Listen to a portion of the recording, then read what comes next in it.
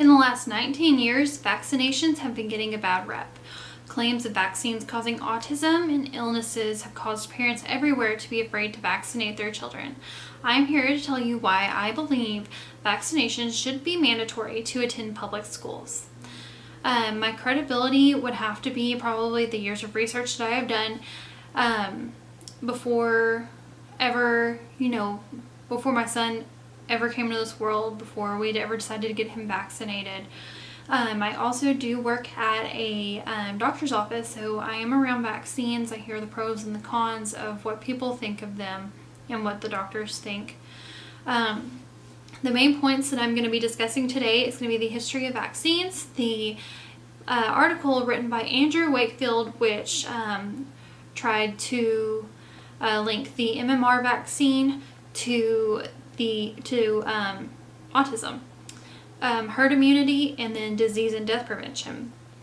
So all of this is in order to ensure the health and well-being of our children. So here is my take on vaccinations. Here's just going to be a brief history of vaccinations. They started out in around the 1700s.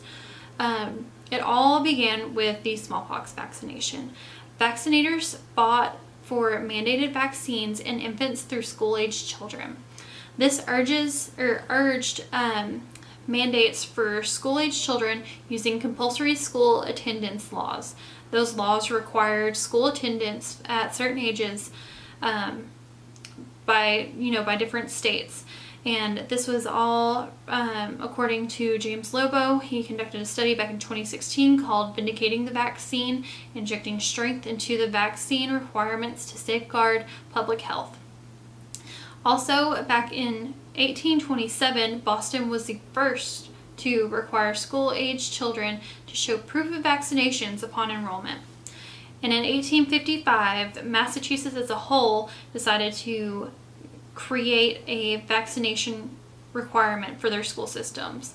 3 other states shortly followed, resulting in all 50 states having mandatory vaccination statutes. So the link between the MMR and autism, the study was conducted by Andrew Wakefield. It was called allele lymphoid nodular hyperplasia and nonspecific colitis and pervasive development disorder in children. This tried to link the MMR vaccine and autism. The thing about this study was that it was conducted on a very small group of children ages 3 to 10. They weren't randomly selected like studies are supposed to be. They were referred by a pediatric gastroenterology unit. So they all, they were all with the same doctors.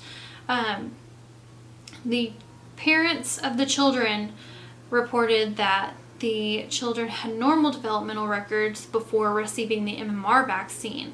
The parents reported that after they received the vaccine, the children had loss of language skills and chronic enterocolitis.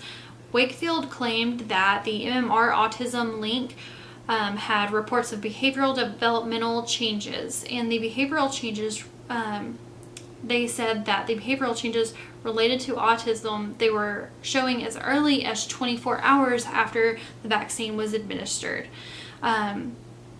Also, publicizing the study led to a boycott of the MMR vaccine. Critics, they quickly found flaws in the study. Brian Deere, he was a journalist investigating the findings. He discovered flaws in Wakefield's article.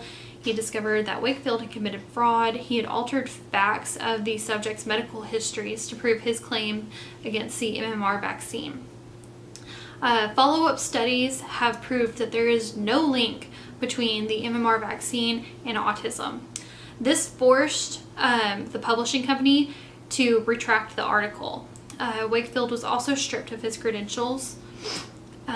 this leads us to herd immunity. So a herd immunity is a substantial percentage of the population is vaccinated, providing protection against infectious diseases. This also provides additional protection for unvaccinated, those with a decreased immune system or susceptible to infectious diseases, according to James Lobo back in 2016. Effective herd immunity has to be at least greater than or equal to 95% for certain vaccines. That includes the MMR vaccine, diphtheria, tetanus, toxoid, pertussis, which is whooping cough, poliovirus, hepatitis B, and varicella, which is chickenpox. Doctors believe that non-vaccine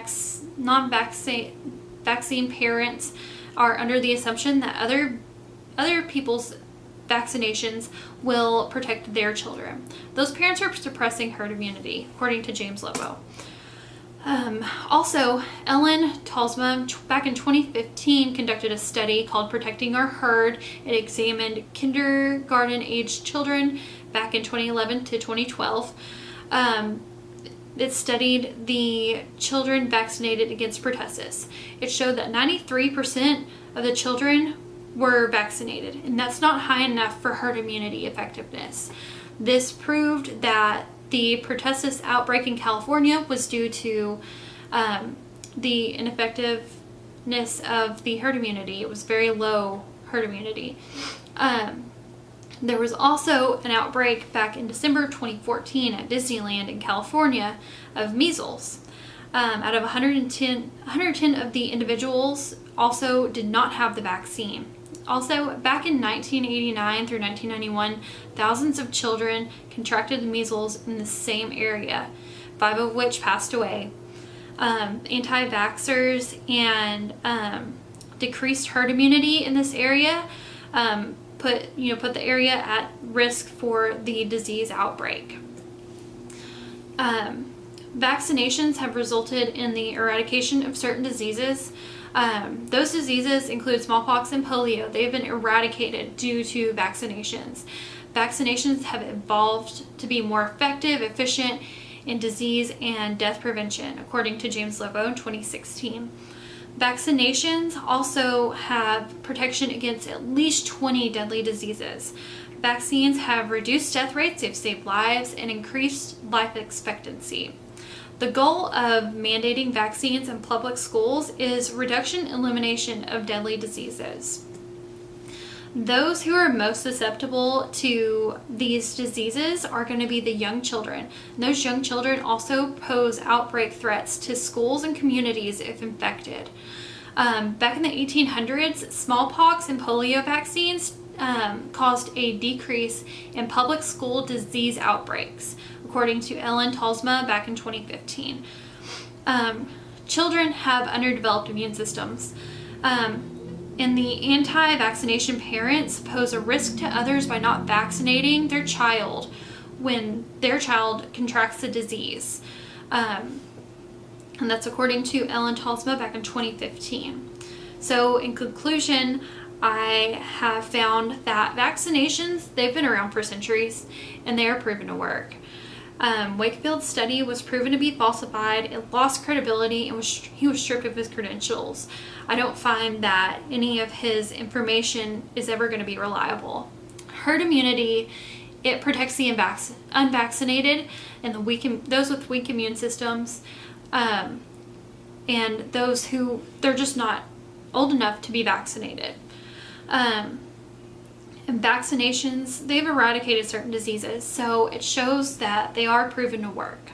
So my stance on vaccinations is I believe that if your child is going to attend a public school, your child should be vaccinated for the vaccinations that are required by state law. My child will be vaccinated. I am vaccinated. My husband's vaccinated, and everyone I know, to my knowledge, is vaccinated. So my stance is I believe that children should be vaccinated to attend public schools.